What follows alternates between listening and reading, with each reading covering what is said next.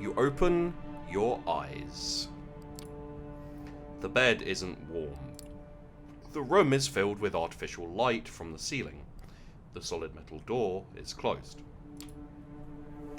Normally you'd stretch for a bit. On some mornings you'd probably throw the quilt over yourself and snooze a moment longer. But that was before. The way you woke up now, you are fully conscious. No grogginess, nothing weighing you down, just the nagging need in the back of your head. Hunger. Not as severe as last time, but unmistakably there. You get up and open the door to the main room. A digital clock on the TV shows you the time, 9:04 PM. You walk over to the blinds and retract them cautiously. The only light coming in is New York City's artificial nighttime luminescence. So that's what your waking hours are going to look like now. You miss the sunlight already. You're seriously considering just walking out of the apartment and figuring this all out by yourself, but then you come back to the memory of Kadir's exotic sword being raised in the gallery.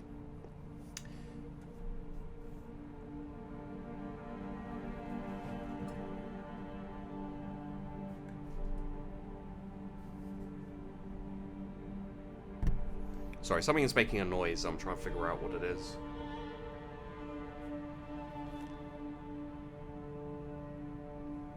It's like a car outside or something, just non-stop rumbling. And maybe sticking around isn't that bad of an idea after all. Incidentally, for those of you watching the video, chat is making everything sexual that is said in this game so far. Just putting that out there. You keep jumping channels for around half an hour and then switch to streaming services. Almost as if the universe had a sense of irony, you catch True Blood in the flood of recommendations. The doorbell rings. It's Sophie. Oh god. Good evening, Daedalus. Slept well? Incidentally, chat has had a go at me since in between recordings, and I'm going to try and make Sophie less comical and more, you know, kind of sultry sexual.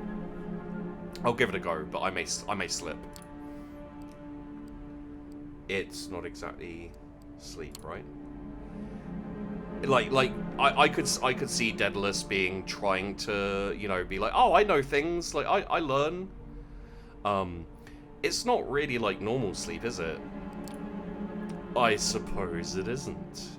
Some say it's more like being dead. But we wouldn't know, would we? It's no use reflecting on it anyway. Except that this is who you are now. You made the right choice yesterday. I can teach you many things about yourself. Your blood, its desires, and its power. We will begin tonight. Is that better, everyone? You are hungry, yes? I'm sure you are. Our kind always is. There is only one remedy, the blood. The drinks we had yesterday at Elysium are not the usual way you slake your thirst. So tonight I will assist you in your first foray into hunting. You need to learn to sense the kind of blood you desire, to understand how you can use the kind's vulnerabilities to your advantage.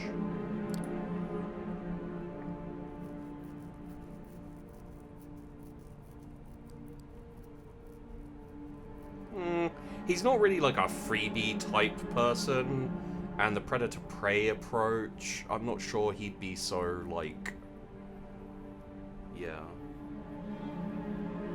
I'd say I'm ready to learn, makes no sense. Well, I'm ready to learn. Let's get started.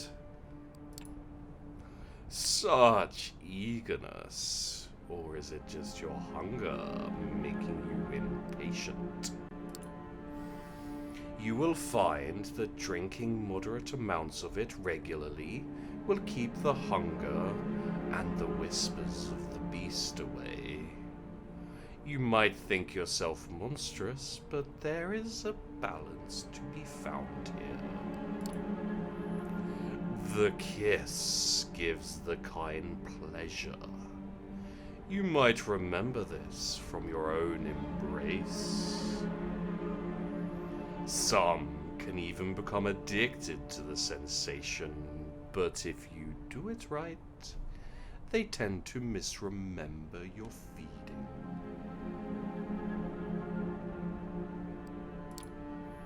After all, vampires do not exist. They are myths, fairy tales, and pop culture mainstays. Correct? She gives you a sly, knowing smile. That is why the Masquerade is so important, and even more crucial when you feed. How do you avoid being seen? What would he worry the most about? Like, probably, he was really worried about getting caught.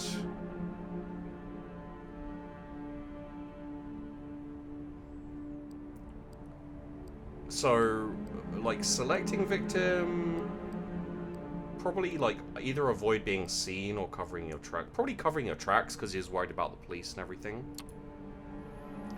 Biting people leaves marks, right? And the victims remember your face. You shouldn't concern yourself with leaving marks. These are easy to conceal. You just need to bite carefully and then lick the punctures closed. That's all there is to it. As for being remembered, like I mentioned, the kiss is an ecstatic experience, so Kine can barely recall the details. And even when they do, the city is enormous. You could spend days on the streets and not see the same face twice.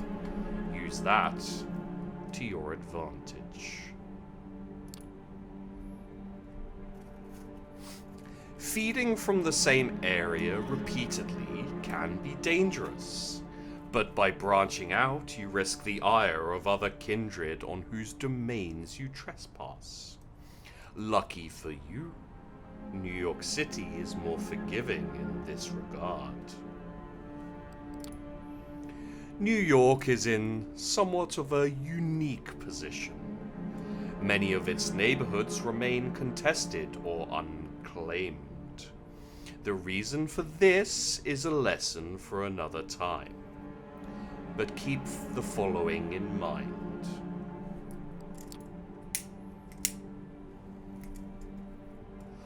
Take opportunities to feed when they present themselves these upcoming nights. As long as you hunt cautiously and respect the Masquerade at all times, you should be fine. To wit, I want you to join me for a trip tonight. Come downstairs. Gregory is waiting for us. The busy street fills the air with traffic noise, pedestrian chatter, and a mix of smells that disorient you momentarily. These warm bodies contain what you want, what you need. You catch yourself. Did you really just think of these people as mere sources of blood? It takes a nudge from Sophie to break your train of thought. Her driver opens the door for her and then tips his hat to you, gesturing to the back of the car. The car casually joins the somewhat thinned New York traffic. It's still busy in a way only one of the biggest cities in the world can be, but compared to the daytime commute, it's a pleasant drive. You barely have the time to gather your thoughts and formulate new questions before the car comes to a stop. You're among the tall skyscrapers that make up Manhattan's iconic skyline. You feel a pang of emotion as you realize this is where you took part in the exhibition just 2 nights prior. Same address, and you suspect, same hall. To what ends has it been repurposed tonight? Come, Daedalis. Park the car, Gregory, will you? The driver just nods, and Sophie gets out. You join her, and the two of you walk through the glass doors together, then take the elevator up. You first notice an empty stage with the instruments of a string quartet still in the back, then take in the few dozen chairs in front of it. The concert seeming concluded, the patrons, all smartly dressed and posh, have spread out all over the hall. Sophie strides confidently inside, produces an invitation from her purse that she flashes in front of the security guard. You follow close and are let through without issue. Let's start easy. A social setting like this one would usually prove quite challenging to an inexperienced kindred, but consider this evening a small gift from your patron. I'm hoping to procure for you a willing vessel. Just remember what I told you about taking small sips. This one I have a soft spot for. Don't damage her. Now let's see. Ah, there he is. She notices somebody in the crowd, flashes a heart-melting smile, and suddenly even you feel drawn to her. You haven't thought about it before, but it's laid clear before you in this moment. Sophie is beautiful. Just looking at her is a privilege. Just being with her makes you feel elated. Everybody in the crowd, but especially the man who's almost tripping over himself to reach her, clearly agrees. Edgar, I'm so happy to see you. How is your daughter? She with you? Oh, there she is, Julie, my girl. Come over, please. There is somebody I'd like you to meet. The young woman who walks across the hall can't be more than 19 years old. It's clear from her mismatched earrings and the partially faded purple hair dye that she doesn't fit this crowd. Julie, this is Daedalis. I think the two of you should get acquainted while I talk business with your dad. Awfully boring stuff, I assure you. I'm positive you'll like each other. The girl gives you a small shy smile and nods towards the balcony stairs. You follow, somewhat unsure what it is exactly Sophie expects you to do. You reach a secluded space from which the entire lobby is visible. All eyes are on Sophie. They listen intently, then laugh when she does. Julie saves you the trouble of figuring out the next step. If you're with Sophie, then I guess you're, that, you know? She puts her wrist to her lips and gives herself a theatrical nip, then looks to you embarrassed, but also hopeful?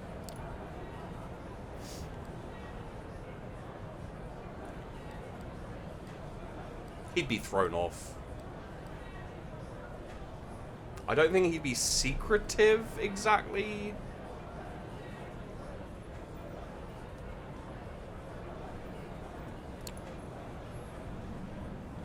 What?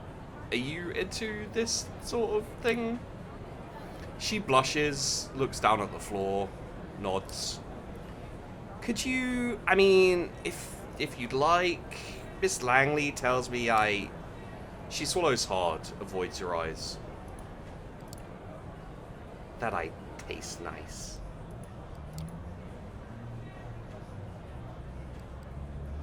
Drink from Julie.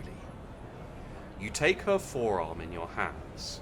A quick look around confirms nobody's watching, and no security cameras cover this area. You bite down, gently. It's surreal. She's just given you her blood of her own volition. How is this possible? What about the masquerade? You need to ask Sophie. Your thoughts disappear amid the bliss. There's just the taste. Sweet, fresh, sanguine. You drink. And drink. And drink. No, stop, stop, stop! You tear away from the girl harder than you wanted. Still, the bite leaves just tiny punctures. Almost as if by instinct you lick them clean, and the two holes become concealed, just like that. Julie is now leaning on the wall, pale, wobbly on her feet, but happy? She lets out a dreamy sigh, opens her eyes. A few tears fall onto her shirt, tears of joy. Thank you. Please, can you walk me downstairs? Please? My dad, he doesn't know. Thinks it's a condition. Miss Langley told him so. She leans on you and requests you walk her over to a bench. She takes a seat and smiles at you. The crowd around Sophie disperses slowly. Looking at her now, only some residual awe hangs in the air. Yes, she's pretty, maybe even beautiful, sure, but not your type. What came over you before? I thought I was going to kill her. You walk over to her. Edgar, dear, it was splendid talking to you, but we need to get going. Give Julie my best wishes. Come with me, Daedalus. Gregory is waiting for you out front. It's only in the car that Sophie addresses you. I can tell from your look that you took the opportunity. Good for you. That girl is exquisite, don't you think? You wouldn't tell by her demeanor, but she has so much passion. It brings out a unique bouquet in her blood.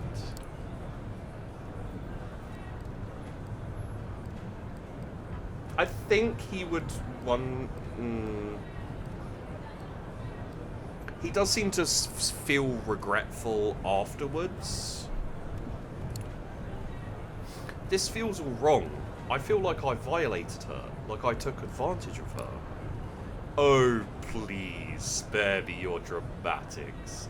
I'm sure she was happy sharing herself. She's such a sheltered girl. Let her have fun from time to time. Time for the next stop. Training wheels off this time. Gregory, Flushing Meadows, please. The driver takes the car over the Williamsburg Bridge. You settle your thoughts. Yeah, I think he'd be worried about fucking up, like slipping up. So he's worried about... He's not as much worried about what she did. I don't think he's picked up enough on that yet. What do you mean by training wheels? Julie was a proving ground for you to try your hand at controlled feeding. Now it's time for a real hunt.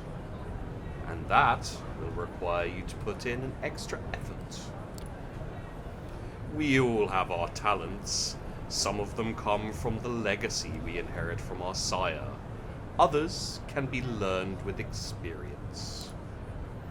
I can sway people or make them fear me. I see more of the world and in greater detail than some kindred.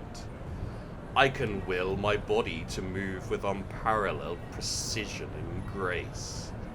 And more. All of these skills make me who I am. They also help me hunt. What are my powers? Yeah, he wouldn't be worried about using his powers to hunt. He wouldn't be worried about how to use them. He'd want to know how he's special. Yeah, definitely. Okay, so what are my talents? Time will tell. You need to discover them yourself. When we arrive, experiment. Give different things a try. Follow your instinct and intuition. It will guide the blood. Always keep the masquerade in mind, however. It is all fine if you can disappear in plain sight or command animals with your mind, but save those overt talents for the right place And time. It only takes you half an hour to reach the park at this time of night. Both you and Sophie leave the car, with Gregory left behind again to find a parking spot and keep an eye on the car. Sophie seems deep in thought. She takes in the surroundings with a dreamy gaze. The sky is surprisingly clear tonight, the stars just barely visible in the light-polluted aura of the city. I feel like having a snack myself. I'll be by the fountain. Go. Look for somebody to your liking. See what effects you can achieve with your blood. But only pick one victim. Just one. Then come back. Seeing how she seems not altogether right now, you decide to leave Sophie to her own devices and seek out your prey. From here, it looks like you have a few choices. Just taking a stroll around the park and finding an isolated jogger or someone like them could work, but focusing on one area might work better. The New York State Pavilion might work as a secluded spot. There's a skate park nearby, and worst case scenario, there's bound to be some unfortunate wino around. Or maybe the tennis courts nearby. There's light coming from there, so somebody might still be playing a late night match. They won't be alone, but they might be tired and let their guard down. As these scenarios play out in your mind, you realise you're planning how to assault a stranger in the middle of the night. It's a weird way to be, but the now familiar hunger prompts you to act.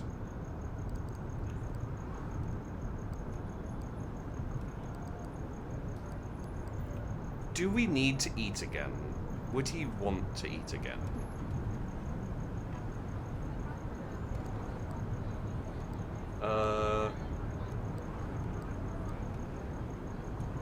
I think he'd not want to.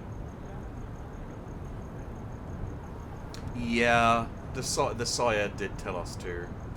I think he'd go around the park, maybe see if he could find someone, you know. You start walking. The park's many avenues must hold a good spot or two for a predator like yourself. You pass 2 soccer fields and circle around where the Fountain of Planets once awed visitors with its spectacle before coming across an opportunity.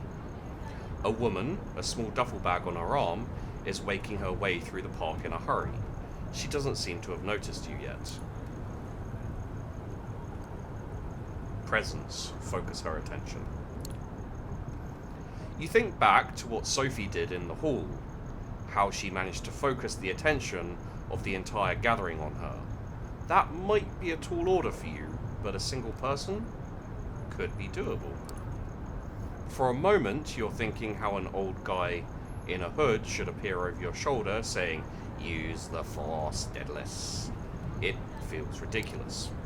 But then something stirs within you. There's a confidence there, an allure that you might have had before, but one that's increased manifold in this moment. You catch the woman's eye. She flashes an unsure smile, almost in spite of herself, as she passes you by. Wait, please. She's tense, gripping her bag close but attentive. Her eyes lock onto yours. The slight smile is there again. Yes, what is it? Almost intuitively, you close the different distance between you. She can't look away. She's unprepared for what follows. In a swift move, you grab her and bite down. Her surprise resonates in her blood. Hot, excited, fast-flowing. She tenses up and then relaxes. The duffel bag hits the ground. Bliss. Footsteps. You let go of her. She drops to the ground, barely conscious. A hooded man is looking menacingly at you. "What do you think you're doing, barging in on my turf like this, lick?" Oh god, I may have to voice this guy for a while.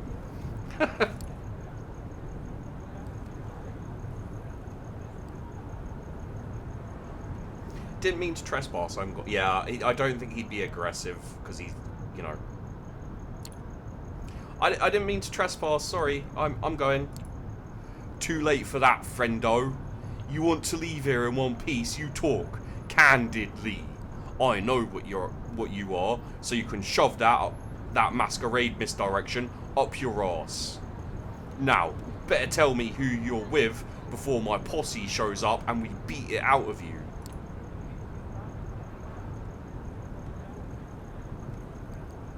What would he say? He'd probably focus on Sophie. He wouldn't be like big talk coming from a chum, definitely not. I don't think he had enough introduction to the Camarilla. I'd say Sophie. I came here with Sophie Langley. She's my patron. Don't ring a bell. Sounds fancy though. He licks his lips, exposing his fangs and looking at you voraciously. A nervous tick or an attempt at intimidation? I wonder, what would Callahan do to you if I brought you in, huh? Break your shins? Leave you out to be kissed by the sun? Ooh, concrete shoes maybe. He's old school like that.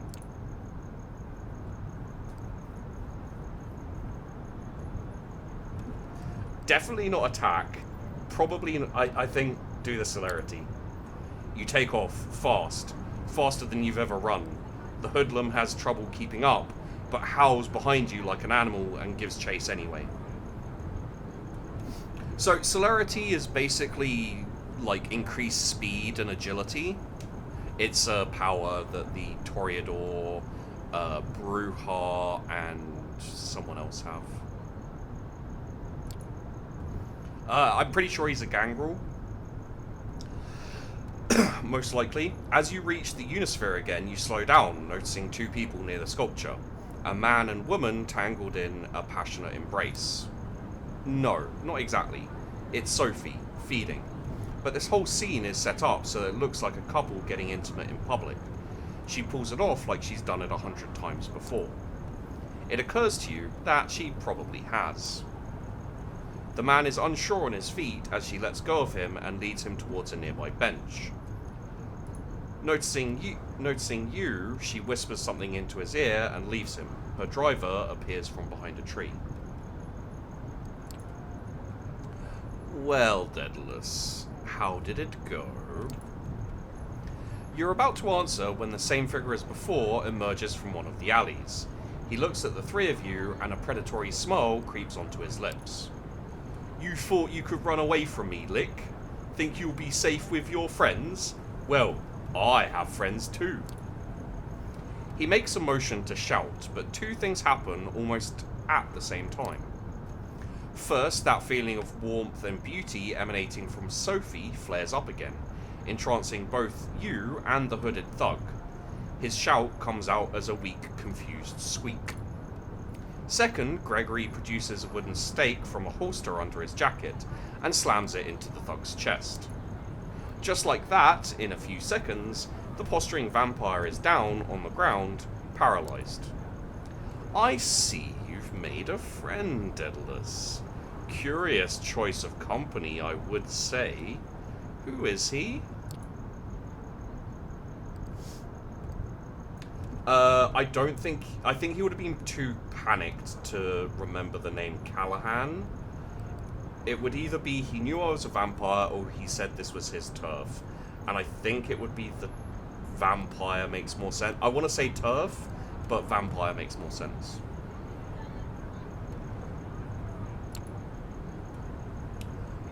I don't know, but he knew I was a vampire. He mentioned the Masquerade and called me a lick. Did he know? How reckless of him, and rude. I don't think he's part of our sect.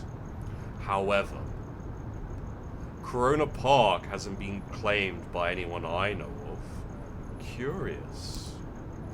Let's go to the car. We'll put him in the trunk and present him to Kadir tomorrow night.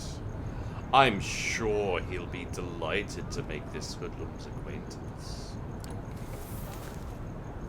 Gregory carries the staked vampire and dumps him in the car's trunk like a mannequin. It's a strange sight, and you're quite happy you're not in that poor fucker's shoes right now. So, for those of you who don't know, when you stake a vampire, They get paralyzed and kind of knocked out. They're not dead.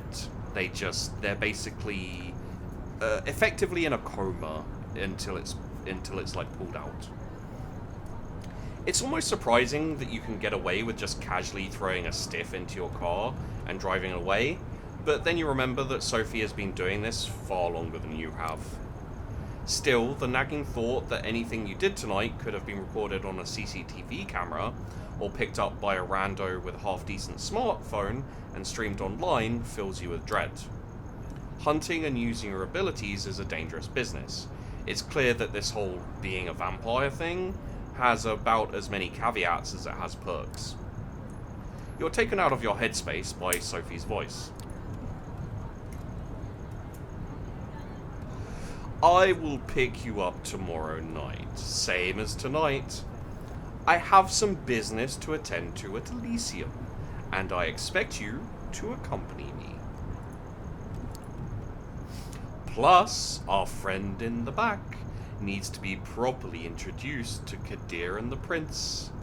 I'm sure he'll have some interesting things to say to the court. Her voice is cold, cruel, and nothing like the enchanting personality she showed me at the gallery earlier tonight. Sophie is clearly a woman of many faces.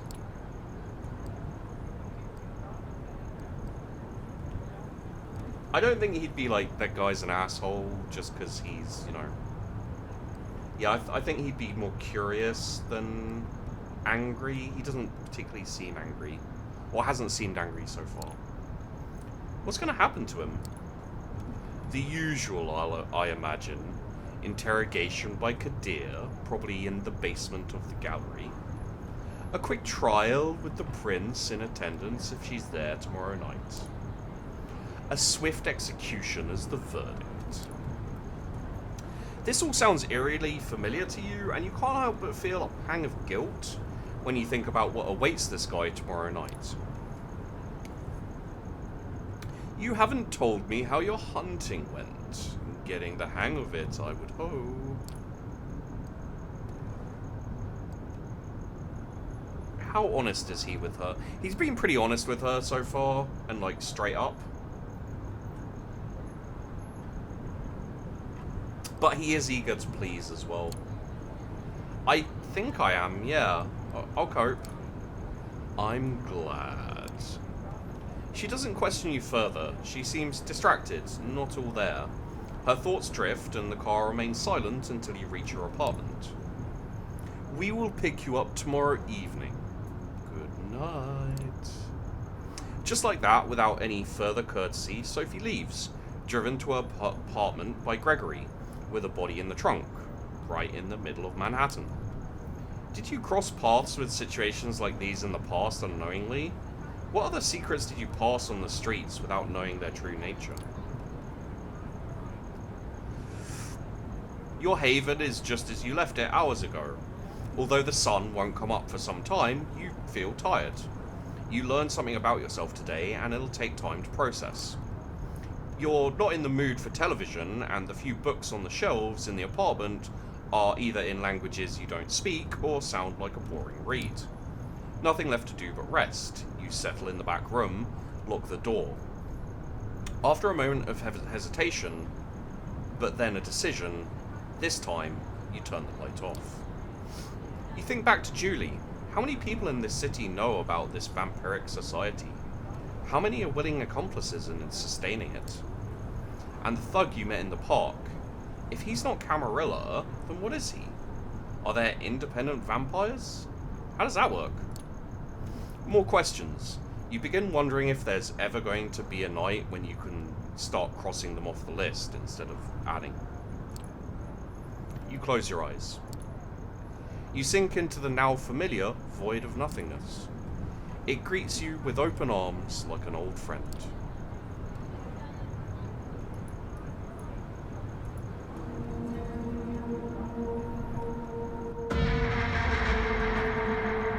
You open your eyes. It's pitch dark here, the blackness of a coffin drifting in the abyss. Oh right, the light.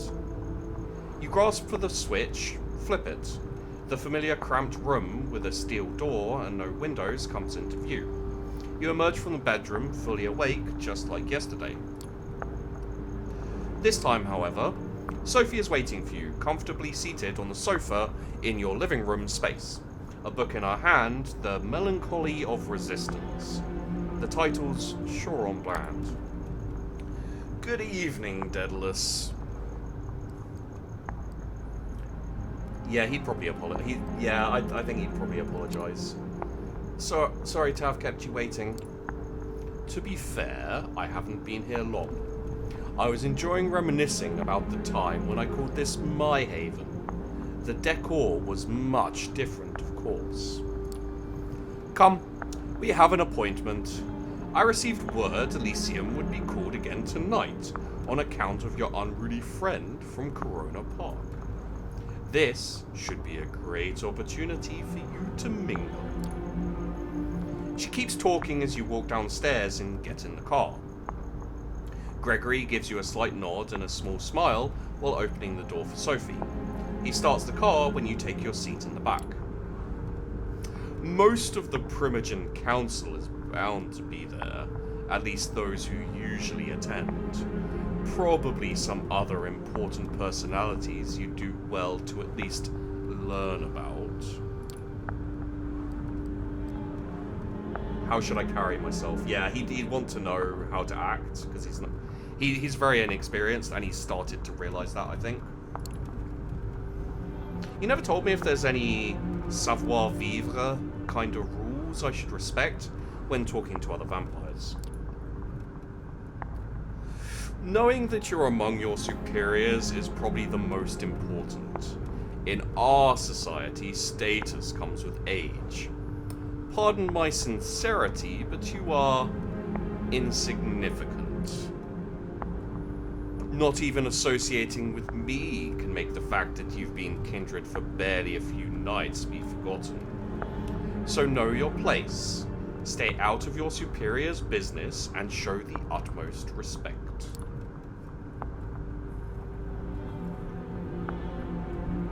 Thanking the prince for sparing you, and maybe having a friendly chat with Kadir publicly, might show your gratefulness for being part of the Camarilla now. I would suggest you make it sincere. At any rate, you should behave yourself tonight. Remember what I told you about reflecting on me as your patron? I have a reputation to uphold in the court. Do not tarnish it. There it is. She might have saved you, she might be protecting and teaching you, but it's clear what she's really concerned about. Her own interests. You step into the art hall with something of a bad memory. The last time you were here, your entire world had been turned upside down, and your existence nearly ended. But tonight, there is very little outward hostility. Yes, Kadir gives you a look that's definitely intended to remind you of your place, but the prince, also in attendance, seems pleased to see you. Welcome, Sophie. Daedalis. Did I get that right? Good evening to both of you. I understand there is somebody else you wish to present to the court tonight. Yes, Prince. They will be joining us shortly. My assistant is retrieving them presently. This better be worth the prince's time, Langley. The prince gives Kadir a cold glance. Forgive the sheriff's harshness. He's in a particularly foul mood tonight. Something to do with Daedalis's begetter eluding his grasp, I believe. Ouch. That must have hurt his ego, even if his only reply is a crooked smile. The mention of your sire makes you feel a pang of emotion again. Whoever he was, he left a lasting impression, one reinforced with your visit to the show space last night. That's the past. Right now, though, you're in the back of you're back in the gallery and are reminded of your sister instead. Emma frequents this place. Is she aware of these clandestine meetings after dark? The flaring up of whispers in the gallery hall breaks you out of your thoughts. Gregory enters the room, the jumpsuit-clad inert vampire still staked on his shoulder. The show's about to start. Sophie's driver places his charge in the middle of the room and nods respectfully to Kadir. The sheriff approaches the vampire and removes the stake from his chest.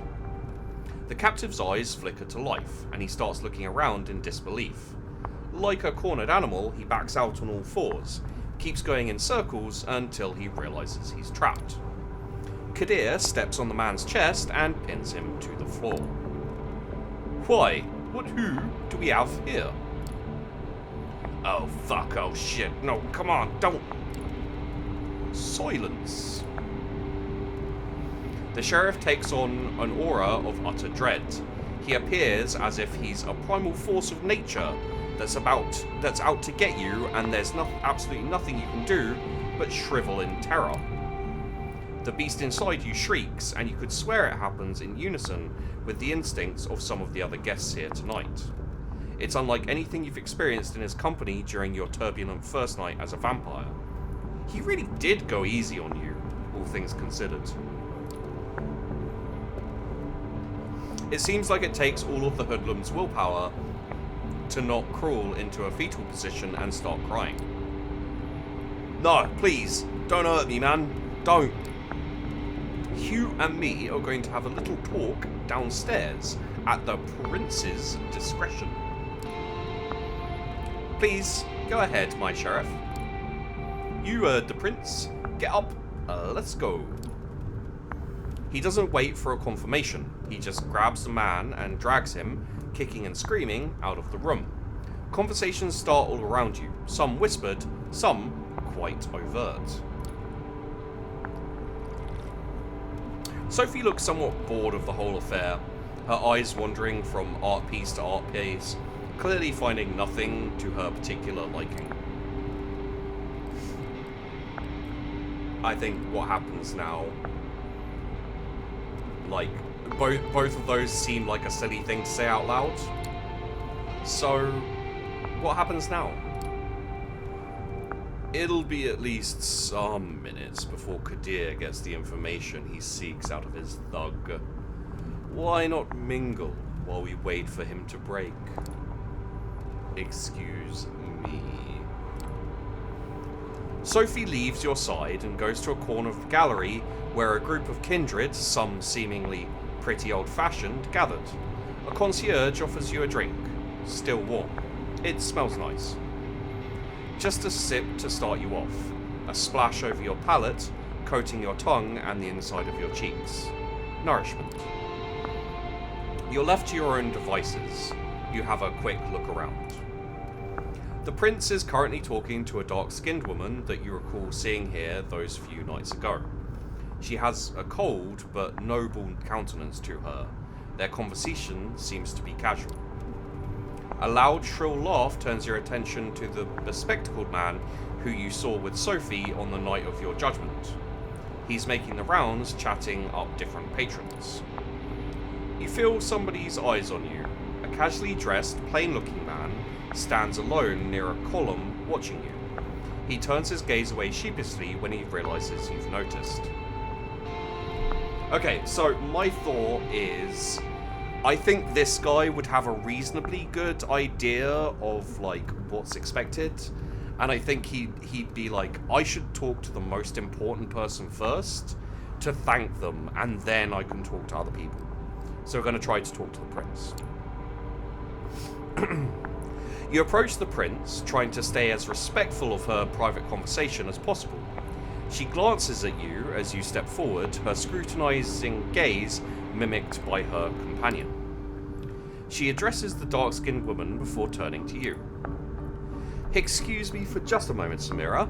Yes, Daedalis, what is it?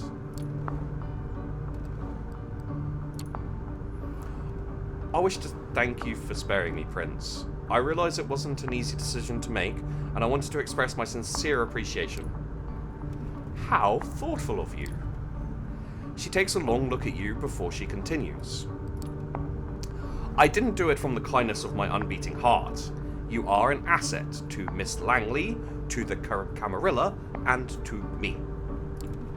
I believe I made the right decision. Prove to me and the other kindred of this city that it was so, and there might be more to your future knights than just survival and servitude. The dark-skinned woman looks impatient at you and catches the prince's attention. Forgive me, that's all the time I can spare right now. We have some things to discuss with Samira still. Enjoy your night, Daedalis.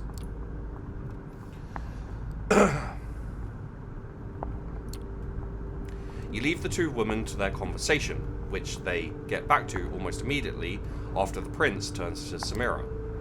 You notice Sophie mingling with other kindred, clearly in her element and not to be disturbed. Kadir hasn't come back yet, so you can probably still find time for at least one conversation. Man looking at you, I think. He seemed less... Like, the man with glasses seemed really boisterous and forward. The other ones didn't seem as much, like, scary. And this guy doesn't seem, like, comfortable yet. Our character doesn't seem comfortable. There's something about this guy. It's not that he's staring at you. Most everybody in this room has at one point or another. It's how he does it. He seems shy, maybe even afraid.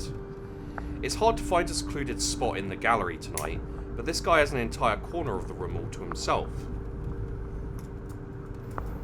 He's standing alone, no glass in hand, just a look of worry as you approach.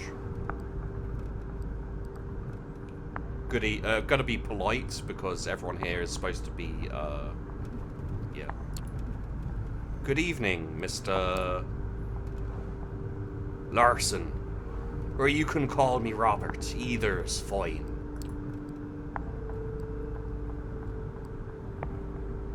Why are you standing alone like this? Yeah. Why are you standing around by yourself like this? I'm not hugely liked around these parts. I'm surprised you wanted to talk to me. Then again, you're new. You probably didn't know. I'm one of Prince Panhard's primogen. I'm here on business, in case the prince requires my insight. Usually, so she can hear me out before she ignores me. Super Saiyan hair? Yeah, a little bit, right? I'm not sure if you were paying attention the other night, but when the prince mentioned diverging opinions on whether you should be executed or not, that was me. I was the diverging opinion.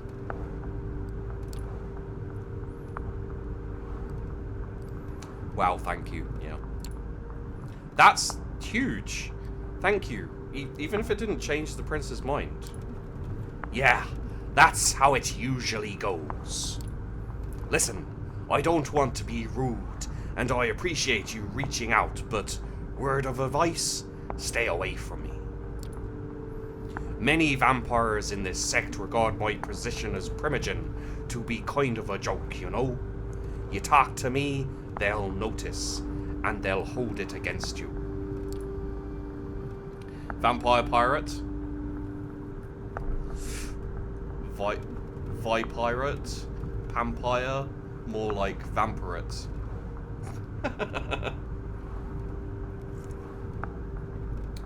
You have a quick look behind you and see that a few of the kindred keep shooting you curious glances. One woman especially, a redhead boasting a fanciful hairstyle, watches you disapprovingly. Why are all these redheads doing these things? Some of them already do, I imagine. Excuse me, I need to try to get a word in with a few primogen members before Kadir returns. Enjoy your night. With just the critical looks of a few kindred to keep you company, you start thinking about who to pursue next. A loud exchange near the staircase grabs everybody's attention. Kadir is back, and the hoodlum is with him. The sheriff pushes his unfortunate victim inside the room. The vampire that threatened you last night is a mess. That stupid hat is still inexplicably on his head, covering some of his ruined face in a welcome shadow. He's barely conscious. His shin is broken, you think, something protruding there, making a bulge in the pant leg. One arm seems twisted at a strange angle. Very little blood, surprisingly, but clearly a whole lot of her. Well, Kadir, did our guest cooperate? Tell the prince your name. It's Howard. And who do you run with, Howard? The Midnighters. An Anarch Coterie, my prince. Active for some time now, though from what this one told me, the name is about the only legacy the group kept over the years. I see. Hey, Prince, I didn't mean it. I didn't know. I didn't... A loud crack as some of the guests audibly gasp as Kadir's slap dislocates the man's jaw. A spray of blood creates something like an abstract art piece on the floor. This one is guilty of threatening a member of the Camarilla and claiming a domain without the prince's approval. That would be enough to pass swift judgment, but he is also Anarch scum.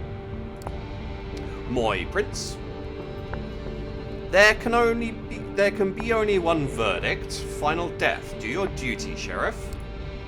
Unless, of course, somebody would like to play at being a good Samaritan like our dear Miss Langley a few nights ago. The look the prince serves you and Sophie is a cruel jest.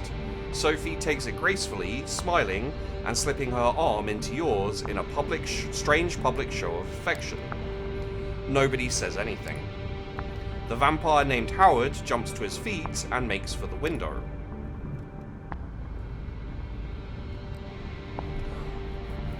I don't think it's my place to intervene, and I don't think it's something that Daedalis would think of in the moment. He'd probably just be he'd be like, what? You have a feeling Howard's effort is fruitless. Just a few seconds later, that feeling is confirmed. He almost reaches the window, almost, but not quite. In what seems like a blink of an eye, Kadir appears near his scabbarded sword in one corner of the gallery, and then appears next to the escaping Anarch on the opposite side of the room. The next moment, Howard's head flies off his body, baseball cap free. His lifeless body crumples to the ground and begins to decompose in real time. It's an uncanny sight. As always, our sheriff does not fail to impress. I would like to thank Miss Langley for bringing this Anarch thug to mine and Kadir's attention. I assume all have found the verdict satisfactory. It's a rhetorical question, and everybody here knows it. Then I consider tonight's meeting concluded. Good night to all of you. She steps out the room, and you see that many of the guests motion to do the same. Sophie seems to be conversing with somebody, a serious-looking man in a trench coat, about what conspired. You probably have the time to strike up a conversation of your own, too. Kadir al-Asmai is still here, but clearly getting ready to leave for one. Larson is still moping around. And the other man you noticed before Kadir brought the Anarch here is still chatting with the remaining attendants. Again, like, Sophie told us we should talk to Kadir and the prince, so that's what we're going to do. We're going to do what she says because, you know, we don't have enough reason to distrust her or dislike her or anything. There have been a few, like, subtle hints, but nothing that this guy would take too seriously yet. The sheriff's mood seems to have improved, so you decide there won't be a better shot at saying your piece. He is just sheathing his sword as you approach him. He notices you just before his face turns from a melancholic frown to his regular predatory smirk.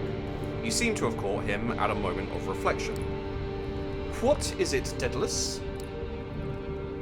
I wanted to thank you. Oh, I wanted to thank you for bringing me here in one piece, for giving me a chance. An emotion creeps onto Kadir's face that you haven't seen the sheriff exhibit yet. Is that gratitude? It's fleeting, only there for a moment, gone in the blink of an eye. It was trying on my nerves, and you are still far and away from proving that it was the right thing to do. So don't think that a few kind words will let you off the hook. I wonder, how does it feel to bring a lamb to the slaughter the way you did tonight? Do you feel any remorse, regret? I'm going to enjoy guessing. If there's nothing else, I'll be taking my leave.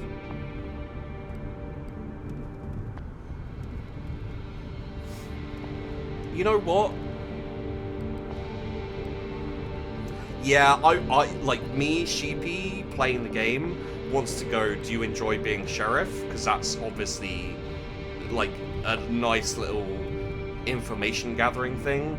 But the character would definitely ask about Sophie, because he's interested in her at the moment. I was wondering if you could tell me something about Sophie. She talks a lot about the Camarilla and other things, but I barely know anything about her. Oh, I can tell you something about Sophie. Some things she wouldn't want you to hear. Like the fact she's manipulative and vindictive. But then again, which of us kindred aren't? You want to know more about Sophie's past? Ask her. She's unlikely to tell you the truth though. I'm quite sure she never told me, despite our previous history. That's what we do, fledgling. We exist for centuries and we lie. To our families, our friends, our lovers, to our kindred, sires and childer, to ourselves. He picks up the sword and turns to the stairs. Good night. And watch yourself. You've messed up my batting average, so I'll be sure to keep a close eye on you. With that final threat, he leaves the gallery. It's right about when Sophie also ends her conversation and walks over to you. Interesting evening, wasn't it? Come, Gregory's waiting downstairs. She seems preoccupied with something, and not in a talkative mood. It's an awkward ride back to the city. This time, you arrive at another building, just 2 streets across from your apartment. She brings you upstairs, through a very nice lobby, and a luxurious-looking hall into her domain. Please have a seat. I shall be right with you. You take in the surroundings. The apartment is like a gallery, an old-school smoking room that you've seen in some period piece ones, and a nouveau riches living room, meticulously put together. Apologies, old habits die hard. Clearly, some stick with you even after your death. She drags on the cigarette, breathes out. Breathes. How is she doing that? Can you do that? Oh yes, you might not know. It takes some practice, but you can keep smoking if you'd like. Other things too. Experiment. You might surprise yourself. But I did not bring you here to show off. This is where I rest these nights. That door in the back, the bedroom, similar to yours. I have servants and bodyguards in addition, of course. I brought you here because I need you to trust me. When I told you before that I needed your best behavior to uphold my good standing with the court, I meant it, but that's not the whole story. I have your interest in mind too. That's why I've given you your own haven. Why? I'm trying to teach you how to navigate this new reality. But you need to trust me, or this won't work out. You can come here whenever you feel like asking me something. When you're in trouble, too, though I hope that won't happen often. I would ask you to come here when you wake up tomorrow. I'll have something to discuss with you.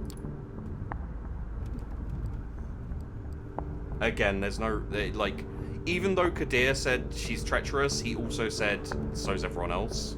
So it's like, she seems to have She's earned the trust about as much as Kadir compared to everyone else. Like, no one else has earned any trust, so I'll be here. Okay, I'll come over first thing tomorrow night. I appreciate that. That silence again. There's definitely something on Sophie's mind tonight, but she doesn't seem eager to share it with you just yet. I'm leaving for another visit. Come downstairs with me. We'll give you a lift. A quick trip, some polite goodbyes, and a promise that you'll show up tomorrow later. You open the door to your haven and gather your thoughts.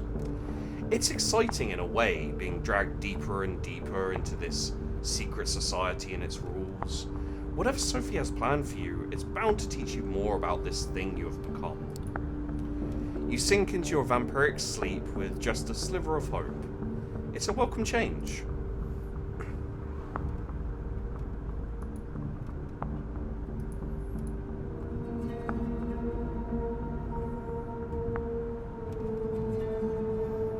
I saw circles appear.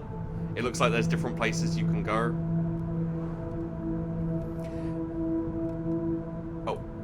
Oh, okay, there, yeah. Once more, darkness falls upon the city. You wake up, same as you have these past few nights, in a windowless room. As you pry open the reinforced steel door, you look out the window to see, invariably, a sky bereft of sunlight. And then it hits you, the hunger.